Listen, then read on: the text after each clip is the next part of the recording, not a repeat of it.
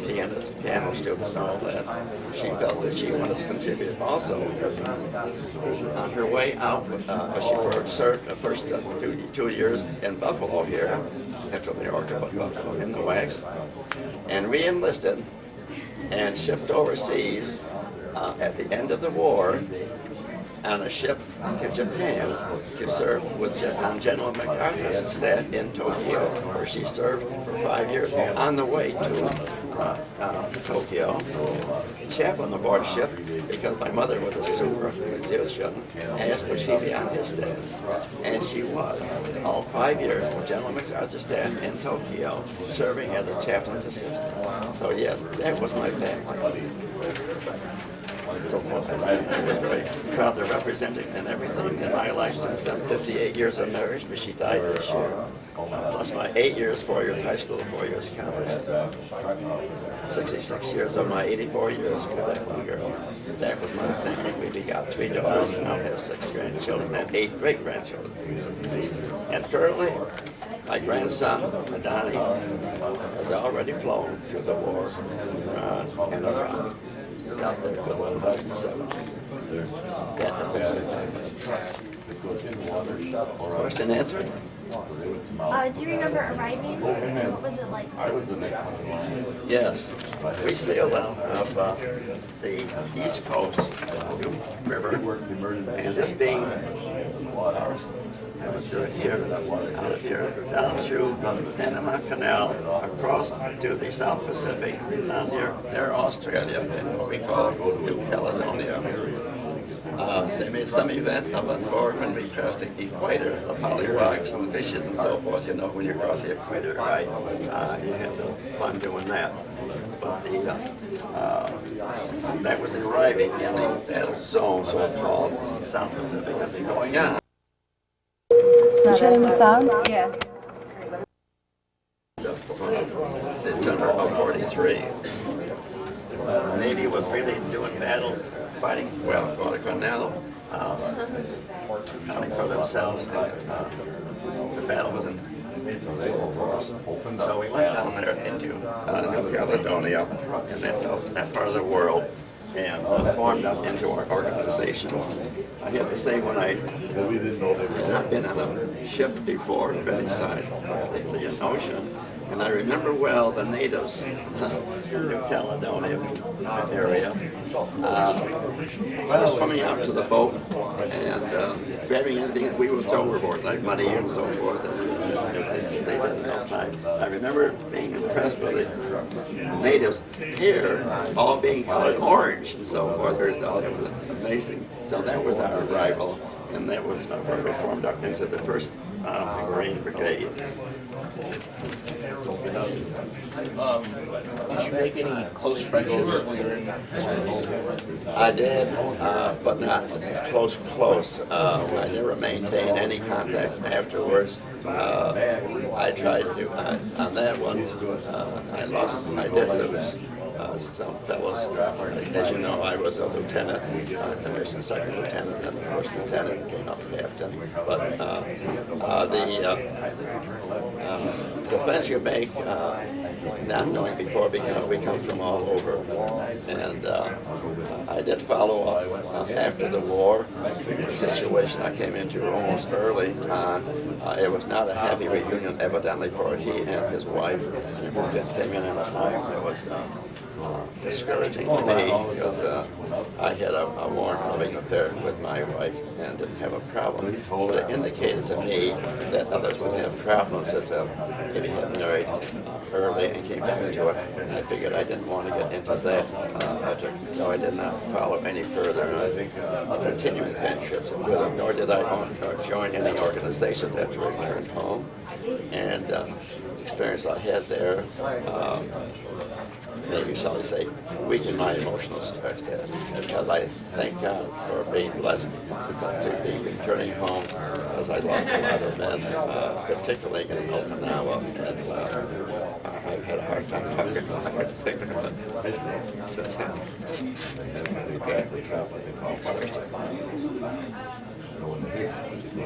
Any question? Yeah, okay. Were you awarded any medals or citations? Our first professional Marine Brigade received the commendation honor from the Navy and the President of the United States, the first to give out.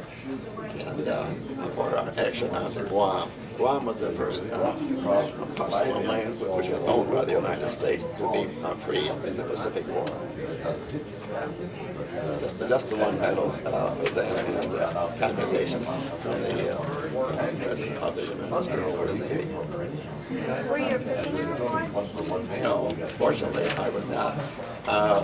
Pretty much the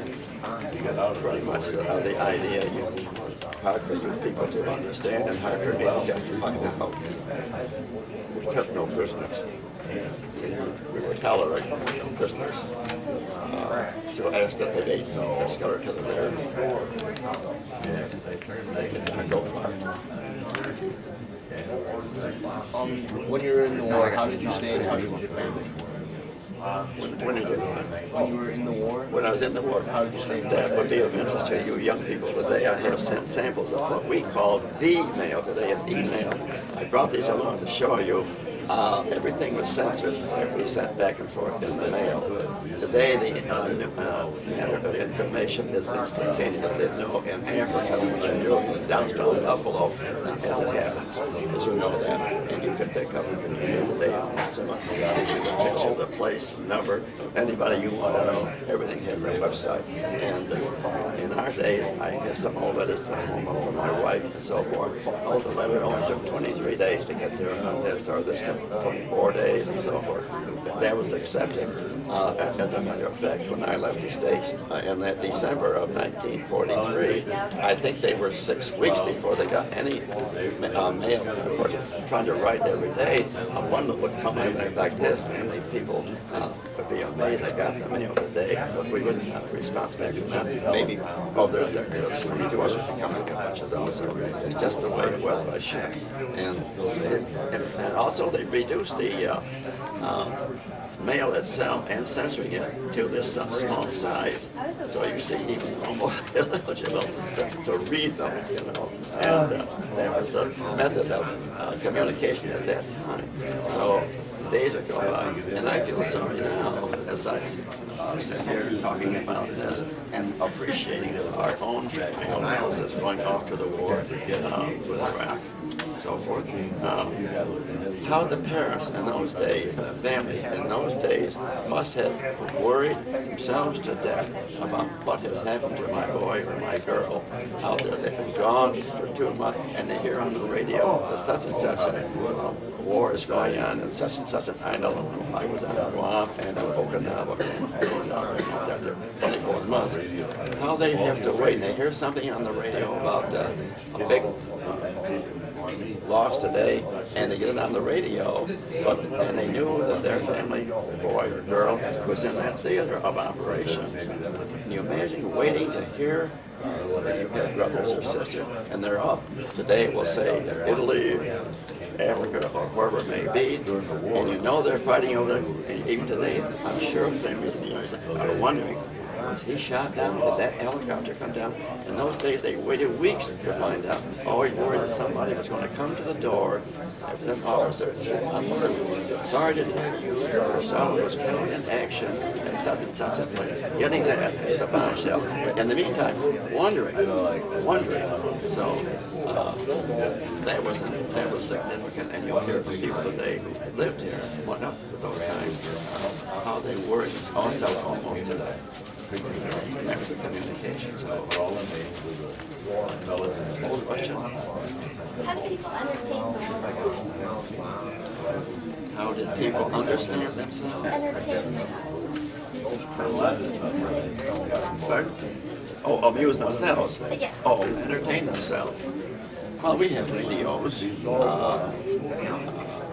I don't recall much of that. And they had great trouble pictures. When we were rocking, now I'll tell you, in the South Pacific, it's a series of islands, as you know, out in there. And so entertainment was not really a big thing. I cannot remember on New Caledonia, the place on when we first landed, R&R to us was just being back on the island, but there were no clubs to go to. There was none of that. I had none of that in the Pacific. Either in battle or going back to the previous and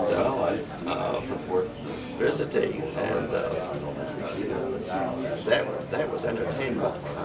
The first one we landed on New Caledonia down there, we did truck into that town and walked through the shops.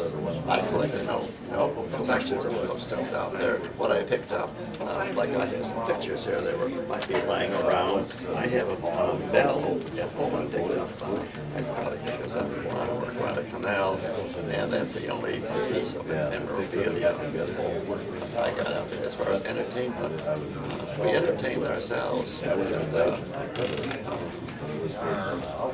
don't remember anything. On the other hand, when I finished up the war, as you know, I was out there for 24 months, so we went up through via Guadalcanal up into Guam. I was in the 22nd Marines at the time, or the other forces, and when we came back and wound up eventually at Okinawa, wound up in Qingdao, China. I had, being a battalion intelligence officer, had occasionally to communicate with the division intelligence, and going when we were sailing out of, having taken Okinawa back from we retreated that to Guam, then sailed in. We were loaded to go into to Japan proper. Thank God the bombs were dropped, and we didn't go there. We went into China, talking about entertainment. The war was over, and up there we stayed at the university.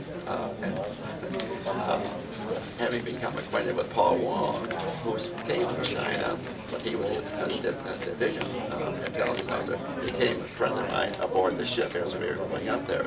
And being Chinese, he and I became buddy for the short time that we were there, just a month maybe. So when we went in town, riding on a rickshaw, cooling and pulling us on individually, that was an experience. That was fun. That was my entertainment there. And going to find some place to eat. Of course, he knew where, because he came from the southern part of China, came and graduated at Purdue University. And that was a fun experience. So I don't remember heavy times of entertainment in the Pacific outside of that. A little bit when we first landed in Caledonia, and then when we eventually wound up in China proper.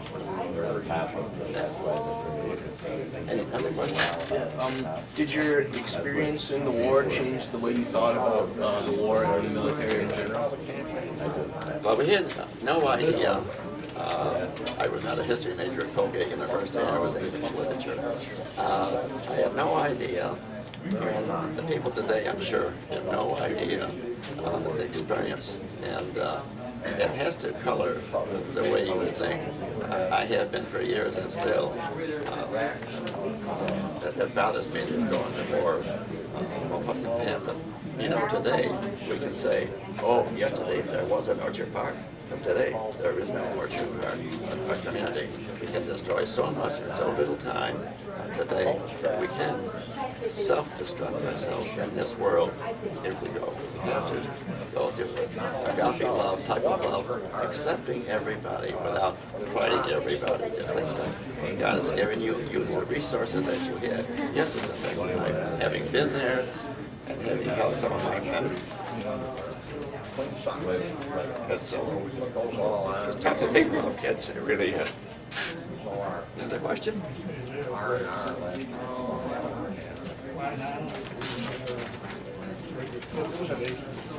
Was there something special you did for good luck? For good luck?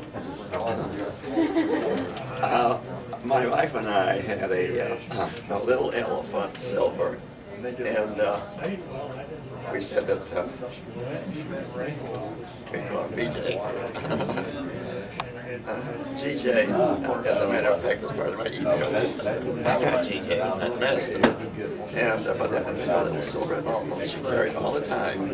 And there was a good luck. She always had GJ kissing every night for me. And we had a love affair from day one when I met her in 1935. We went to school together. I'm older than she, so that was my good luck, and that's what we did. I mean, had a relationship all of our life.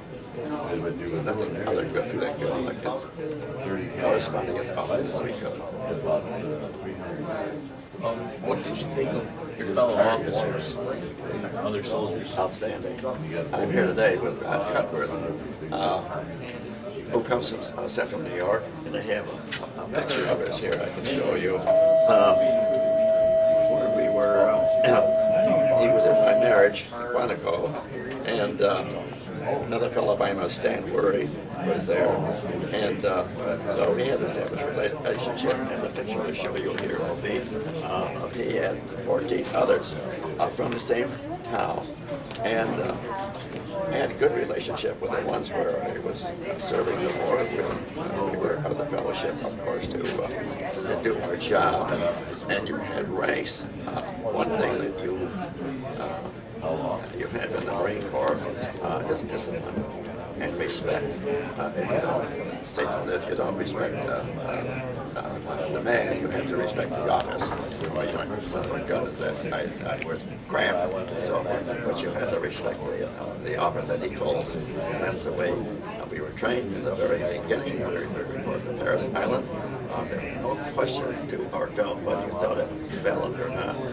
You did what you were told without question.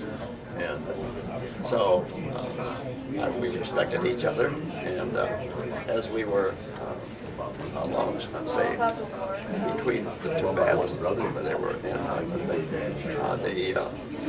we tended together, cots and so forth, on the beach. We were islands near the water, of course, and I never had disrespect for any other officer. There was no buddy-buddy. It was a life-and-death situation.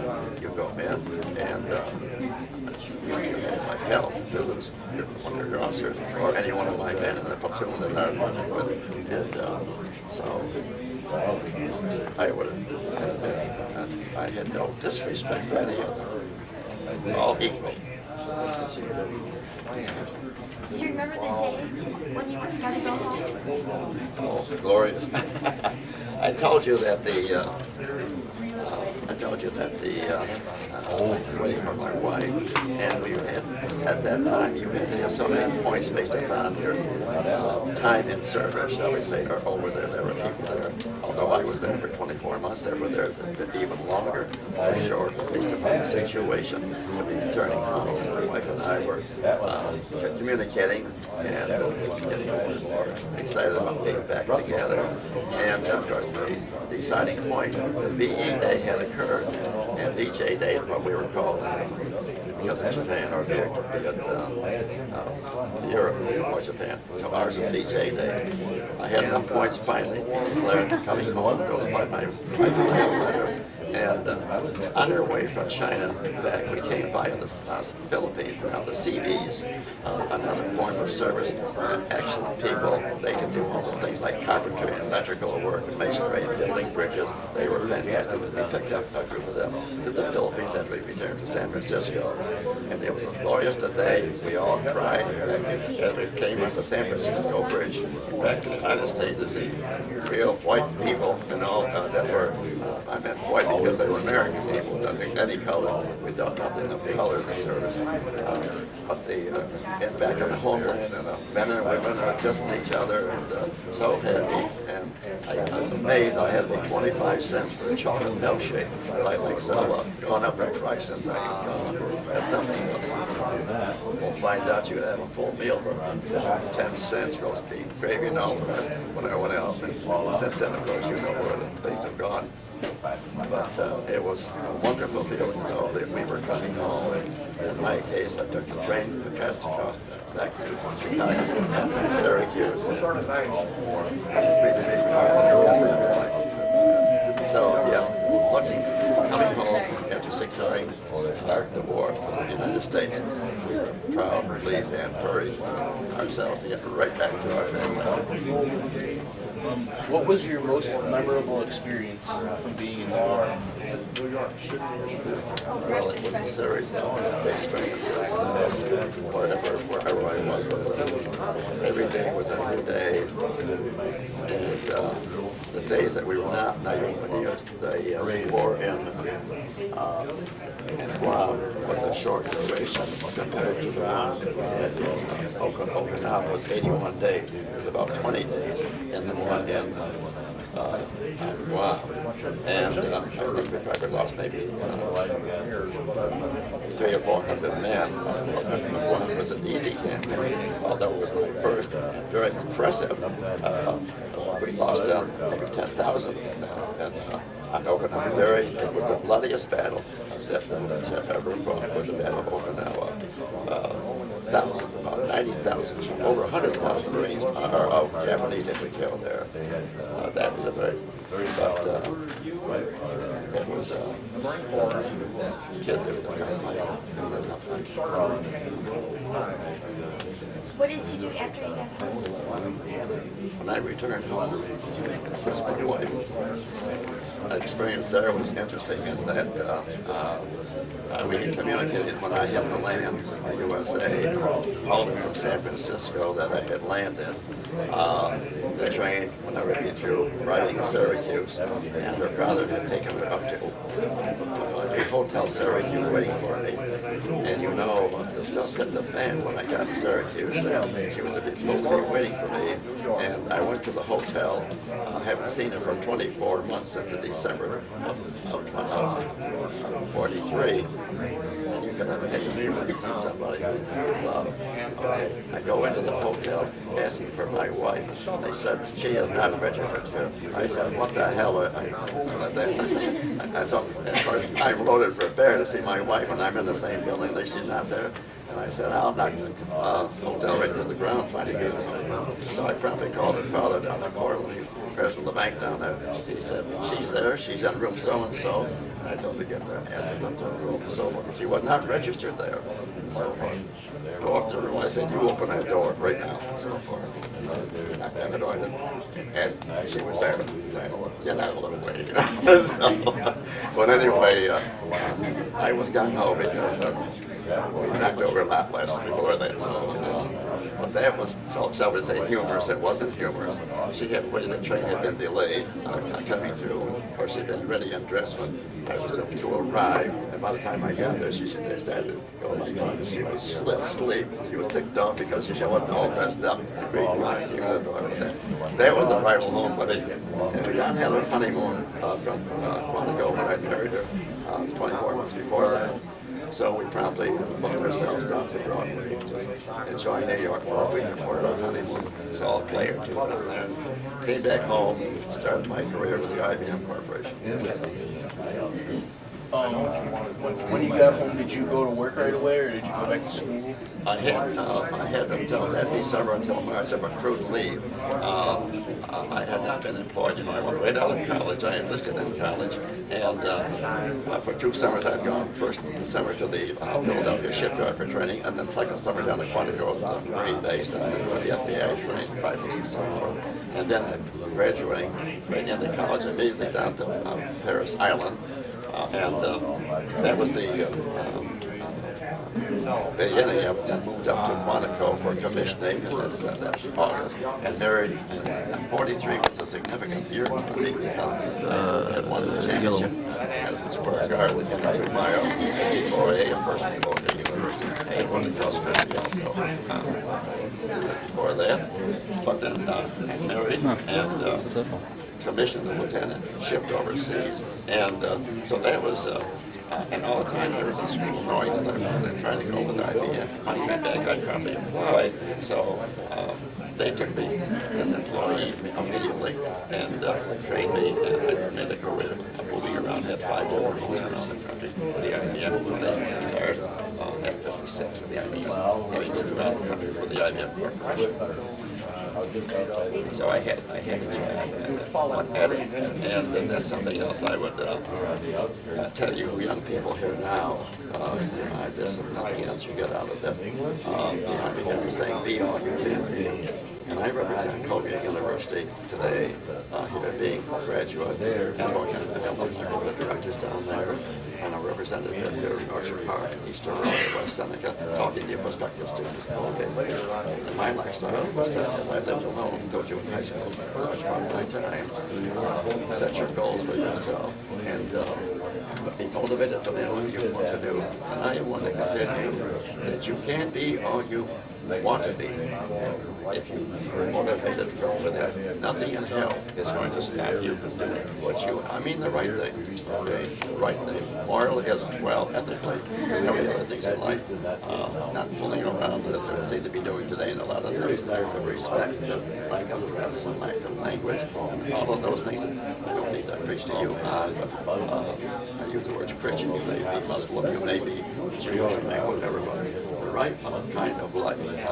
If you want to be something, you can be it. No one can stop you. I can tell you, having been one who's gone through it. And so, when someone says, yeah, if I can physically, I don't want to go out there. So, yeah, next. How did your service and experiences affect your life? Well, one thing I have to tell you, I think I felt right away when I went home without the war in Germany. My mother always had a church organ, so I always helped the fellows at the organ at the time, went to church all my life. I wasn't there with the whole thing, but I knew what was right and what was wrong. And it affected me. I have to admit to you that as a Marine in training, trained to kill anything in front of me, I don't take this go by and trust to be because too often we would be out and the attack would come from the rear from what we thought were natives on occasion. And I can believe the voice of the day being shot from behind, ambush type of thing. We didn't allow much of that ambush stuff. We didn't like it. Take them out. I don't think we went down to take anything out in front of us. It always bothered me a little at the time that the natives would be killed. The people of Guam went to that on Okinawa. We took down whatever was in front of us. And I'm thinking about it afterwards. It bothers me emotionally to think about it. I kill fathers. I kill mothers. And just a killing for God's people. And you are, when you go out and you shoot, you're killing somebody's father or husband. And that's how it affects me. I don't like to think about it. And so I have never made a presentation. I've never, not even my own kids, talk about it. How is fighting? Better guys than I went down, I have to tell you. A lot of unsung heroes in the war. The hell of a few medals guys. Oh, my colonel was shot. Got a star. My buddy here today, Silver Star on Iwo Jima. Our battle was twice as much as Iwo got a lot of attention. We had twice as many casualties on Okinawa as they did. Doesn't mean it was a worse war. Nothing. They're all 1-1. And emotionally, but to think about it. I'm 17, even with the loss of my wife this last year. 58 years married, was in high school for 66 years. I'm emotionally upset. I think about memories of that time. Yes, it affected my life. I don't dwell on that because I'm a kind of aggressive kind of guy doing things.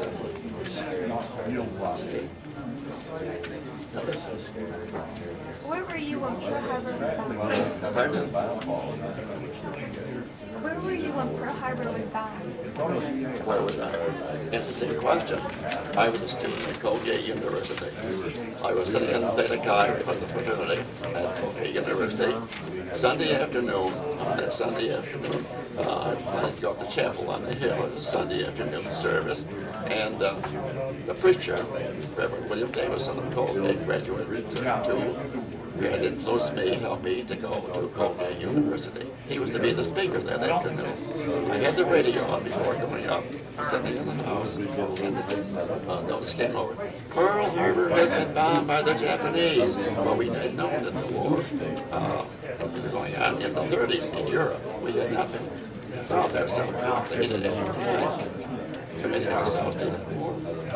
And to any extent, it was a big deal. So I said to myself, that little country of Japan is bombing us in Hawaii.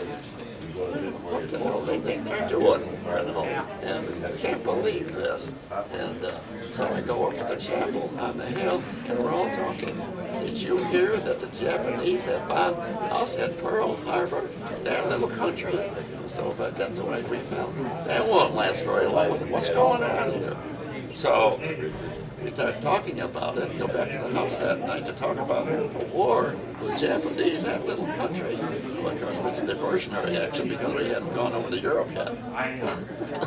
So that's how I heard about World War II starting for us and involvement. You know, it's like we're going now. We were triggered by 9/11. You know, we had to get kicked in the butt. Sometimes you're drawing attention. I dare say to probably most people were not considered too much about Europe. I dare say that a year or 2 years ago, before 9/11, you like I would listen to Peter Jennings or Dan Rather on the radio talking about, and they were fighting war. You said, well, they're born with a gun in their shoulders and so forth. They're over there. Where they fight all the time. That's what our attitude was in the U.S. I'm sure it wasn't. We're not involved. You know, they don't fight. You know, Ireland going this way, up and down. And the Palestinians are fighting forever. They're born to fighters. We get kicked in the ass, like 9/11. Okay, boy, all of a sudden our attention is drawn. I can't understand to this day how the hell the Germans got away with crucifying the Jews all during the 30s, and millions of people killed, and how we weren't drawn in until a lot sooner. You know, trying to be uninvolved because they're born with guns. We're not born as aggressors. So today it's probably a lot of people that we were putting more evidence with this hand. And they're sitting in a hole like a squirrel in the woods trying to dig them out. And now we got thousands over there to kill civilians and people to prove another point. To save ourselves from another surprise attack by terrorists. The way we're going in this world, we're going to be afraid of terrorists all our lives. And until we get Christ or whatever your religion is, into common sense and understanding that you go your way, I go my way to work or to church or what politics. Go. You don't need to fight over it. And other people today that are born. I hate my father. I hate blacks. I hate the red-headed this guy, or I hate the Catholics. So you go up in a family of people who are prejudiced. You ask them reason. Why? Why you don't like that? That's the way people are born in the world today, hating before they start loving. So I'm talking out loud and talking proud to the kids. Yesterday I'm in a school in Buffalo, mostly little black children, first graders and so forth. I read them to them and books in them. And I'm talking to them the same way. Love each other, have a fight, don't pull out the pistol. Every night I read on the pistol paper. Folks killing themselves downtown Buffalo. Shoot, shake hands out, give, compromise. You don't need to fight to death because you don't believe what they believe. So how does that affect me? That's how it affected me, that we don't need to kill each other. We make a point to live together. Okay. Another question? What did you think of Patton? Patton? Well, he was in our war. He was a European war. I hear these guys are tough, and so forth. I have to tell you, we had a symbol over there showing all our country. I want to show you. We have the Japanese flag. I happen to see pictures here. I'll be written up in the papers I've got for you here. On occasion, I killed, and I didn't collect souvenirs. I haven't had one.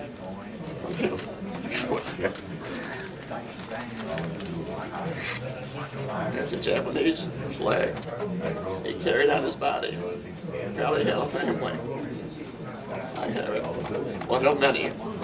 I'm not proud, but I thought you'd like to see. That was a symbol of war. Their planes had the red circles on them, their flags, everything else. Japanese probably love notes from this, and to go to war, be a winner, family and all. That's probably what it is. Okay, I know they bring it and show it to you. And as what it was. We had planes over there that would come treetops, strafing us. We'd have to hit the ground. We were infantry. When they'd come in with bombs dropped, they'd plow their planes right into our guys and try to blow our platoon up or a company went over there. And there was war over there. In Okinawa, they would be in holes. When we come into a beach to land, or they had holes they dug into the hills, the mountains there, and they would go in there and they said, "I've got some." We come in across the plains or towards the mountains, so they could strafe us with their guns. Okay, try to get them out, get up close to them. Couldn't get them out.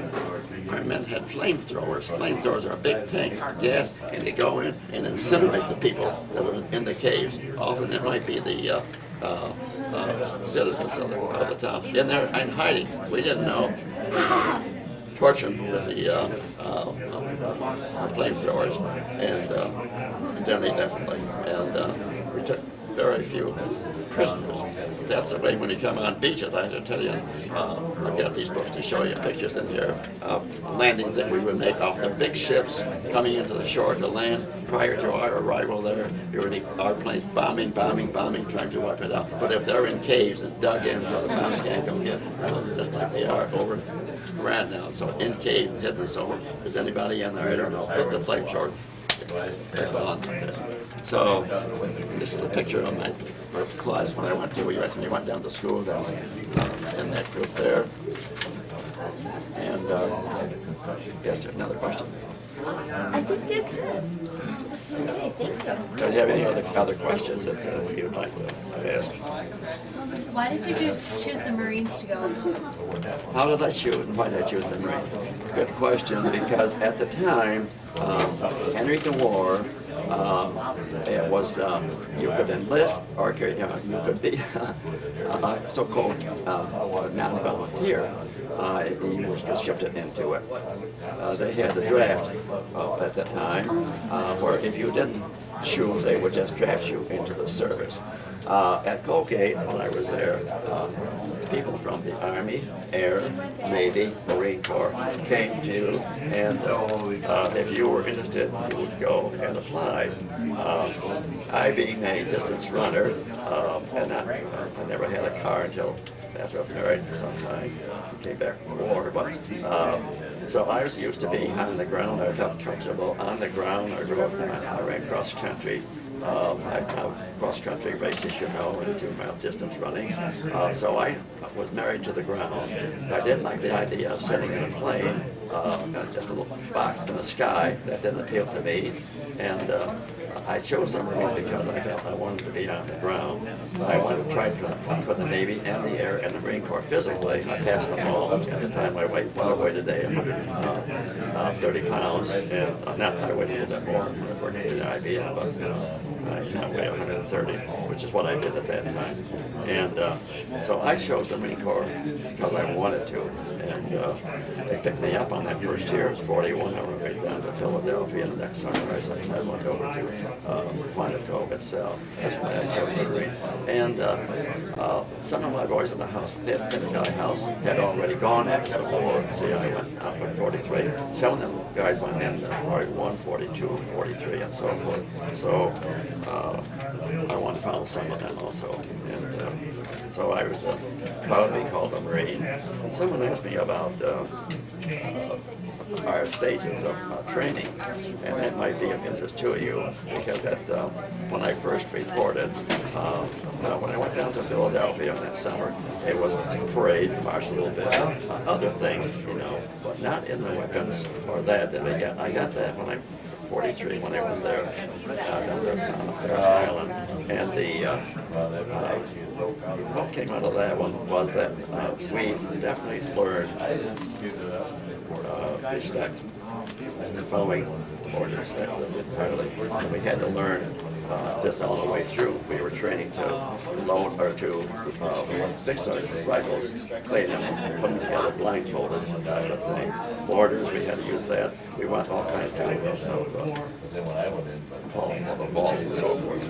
Wrestles almost, you know, the physical fitness, the jumping and all that, to be physically fit. I was lean. I never put an ounce of weight on me when I went in the Marine Corps. Some people lost a lot of weight. Carry a 40, 50, and 60 pound packs, 15 miles, automatic, never bothered me because I had already been trained to do that.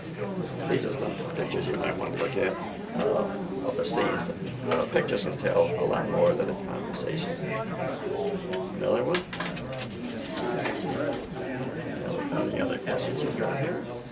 How old were you when you went to war?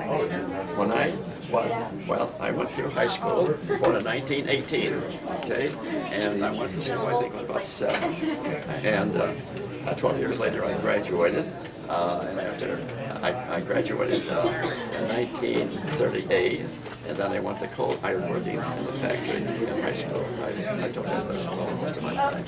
My wife or my mother came to live with me, I think, in my last year of high school.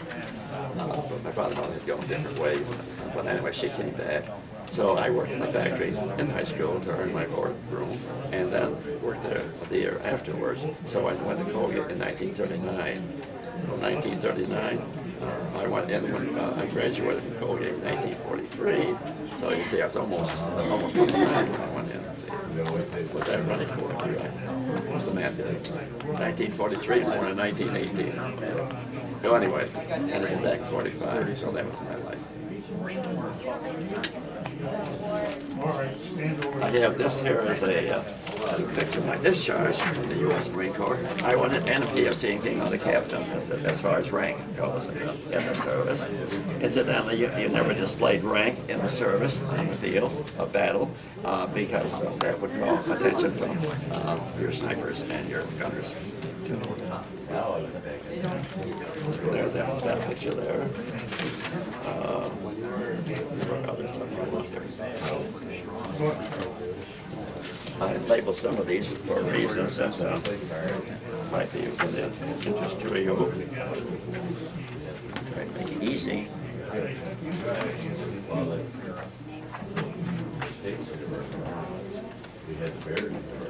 These are pictures here where I have an idea.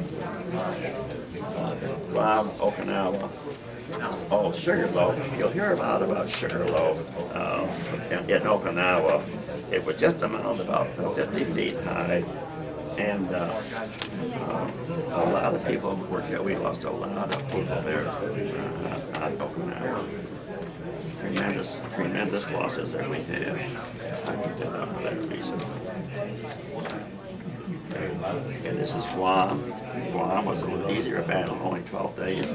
The other was 81 days in length. So we suffered a lot of losses. But that's for those pictures. IBM has a good book here of all the wars.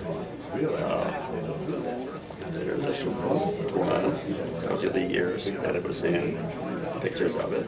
And you're welcome to look at these. Talk about that. I think it's probably tough to imagine for you to know what it was be out there. We didn't fight wars. There are different types of wars. We did not make patrols at night. I have to tell you, when we were set up at night, the 50 caliber machine guns were set on the flanks outside here, and we were down in the ground. We dug foxholes in the ground, and I have to say that, and anybody, you could not get up. You learned to follow orders. I told you right at the beginning. You follow orders. You could not lift yourself up at night out of your foxhole. You could not blaze up here because when any action was identified, machine gun would go right over your heads, just like that, because you could be killed. On occasion, someone would wake up in the morning, and one of our own had just got up. So Eddie Roos and I think that was on even more. Again, I lose back of time. We were in foxhole, lying side by side, and we all. One would rest while the other, would be alert. And I remember one night there that Japs ran down right behind us. I'm lying down, if you can imagine yourself, lying here beside this table, a hole, and the Japanese are running right beside us, right down beside us, armed with their saber, with their bayonets and their rifles in hand and so forth.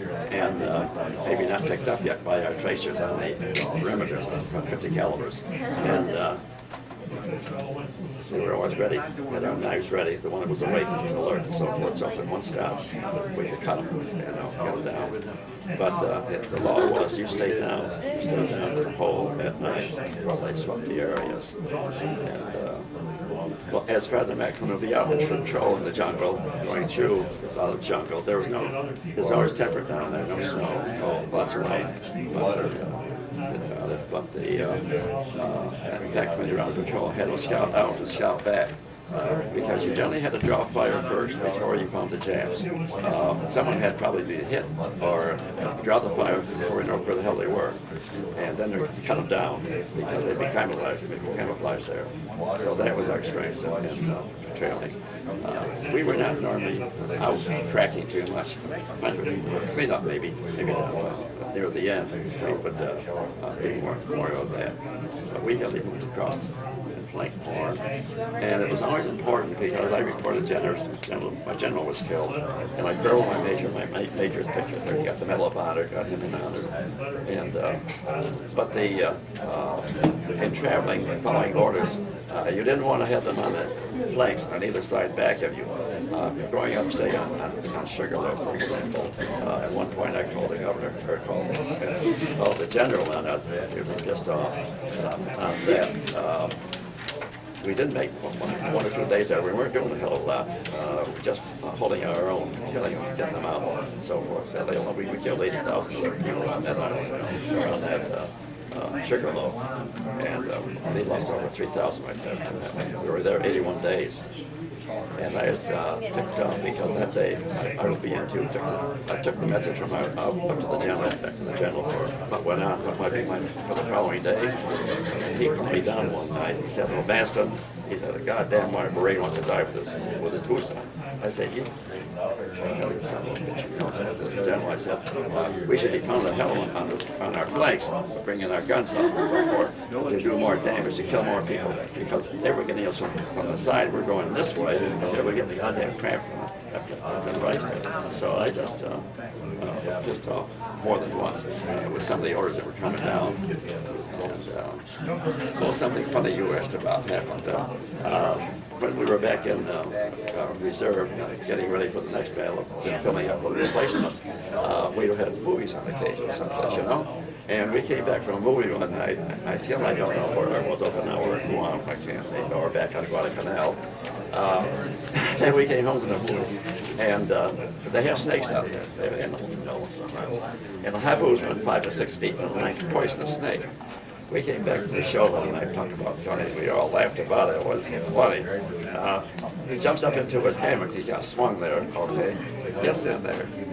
Goddamn habu snake was laying in the whole length of that hammock. He jumps into with a bed. Boy, did he yell!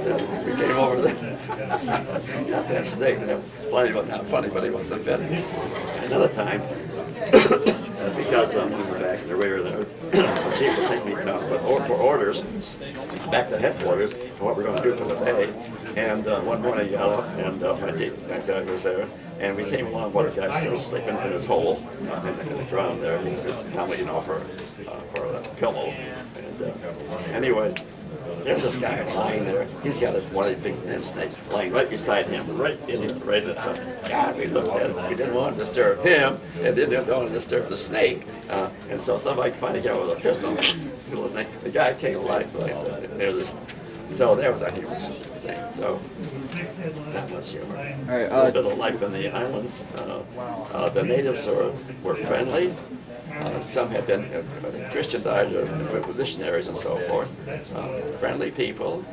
welcomed us for the most part. It always disappointed me to get out in the morning and so forth and find some of the civilians killed. That was always a disappointment. But war is war. They'd be up the night wandering around, and we wouldn't be wandering around. And anybody was wandering around, it was enemy. They were treated as enemy. We didn't question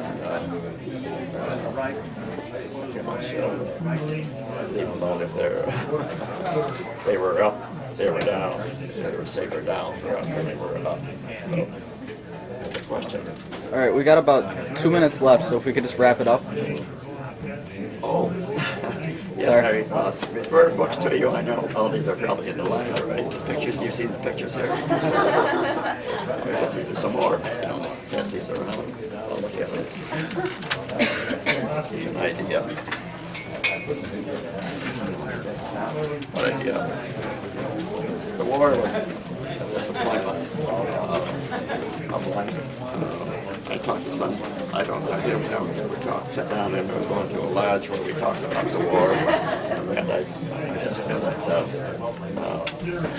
it was a time, like life has a time and a place for everything. Be going to war, having babies, or all of that, and that was a time, and you like to think you made it better, and we expected a lot. If you know, in the early 30s, we went through a depression in this country, extreme depression, and economically. And someone said there was nothing casual. If you see a lineup of people who are, men will say, going into the, getting their food because there was a depression, didn't have jobs, wanted food and stuff. And you see guys lying down, and they're all lean, I understand that maybe a bit to some people, but you see the pictures of today's of guys lying down, and you see that they're more rounded, So it indicated that they didn't have as much food, eat as much food, and so they talk about obesity today. Why? That's one thing. And they're going to call other people who are citizens in town, and they'll talk about how they had to save everything, anything or wire or aluminum or tin cans, all of that was considered. So everybody in the United States was contributing to the war effort, either in effect contributing metal to bullets and guns and so forth. But we who were out in the Pacific, we were very fortunate to come back, many of us. We were killing 9 to 1 for everyone of ours that we killed an average of 9 men against us. And so we were winning it, but it was costing us. And this war today will be the same. Much more vicious, more violent, much more costly in time and money and all the rest of it. And negative. No one wins at war. We came back. Who owns the Pacific today? Who owns the Pacific? What did Germany get? All new machines. Okay. What did the U.S. get? Second best and so forth. So I think you pick up a lot of these meetings with veterans. They will, those who are in combat, only a very few out of the number in the service actually saw combat. I talked to a lot of people who, you're in the war, yeah. And I'll tell them what I did. And they said, oh my God, you were really in the fighting war. Yeah. Well, we needed all of those who were not in the fighting to supply us with the guns, the ammunition, the food, the supply. Tremendous effort goes into supporting the guys who's up front. So, but I have to be one of the guys up front. I didn't have a lot of going entertainment, that sort of thing. It was somebody had to do it, no question.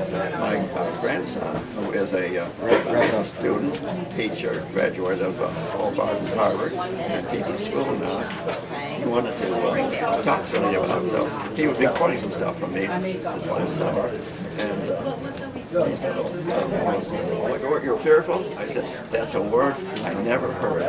I never heard the word fear, that's true, in the Marine Corps. I never heard it in battle, fear. Maybe concern, type of thing. It's like the first day I came ashore on Guam, the first campaign. The ocean was filled with ships. As far as I could see ships. One of the big guns that were shooting over my head and so forth. It's intimidating when you are going in under that for the very first. When I came out back that morning, we had a prayer from the chaplain on the ship before we got onto the Amtrak to go into the beach, and we were watching these planes over the island where we were going to, coming down, some coming down in flames. And I said, what a glorious way to die, to go down in flames. That's the way to die, not on the ground with a bullet in your head type of thing. So that was it. But fear? No, I had no fear about going. It's just, we're just going to win. I never had anything but confidence, never did, but that we would win anything up into the board. So I was there. We had no question about our objective would be achieved, to destroy whatever in front of us. I had no question about that. Even though we could see going down people and so forth, I had no question. I'm sure my men didn't either. Many did not come back. At one point I told the colonel, I want to go and take Eddie Russo, a friend of mine from New Jersey. He got some other friends, very close friend. He had married his before he came out too. And so I heard him, I want to go for Eddie. And the colonel said to me, oh, Master, get your ass right over there. This is what type of things, take orders and so forth. So, and mostly get on it and just somebody, your own is going down, and call the guys to move. Of course, they moved, but it just made it. And I held 2 lieutenants, they were officers, while they were going down, and one from each Pennsylvania going down, and I was holding him. Any other questions? Thank you all for coming. Okay. Any questions? Sure. Don't move, guys. They need your pictures. All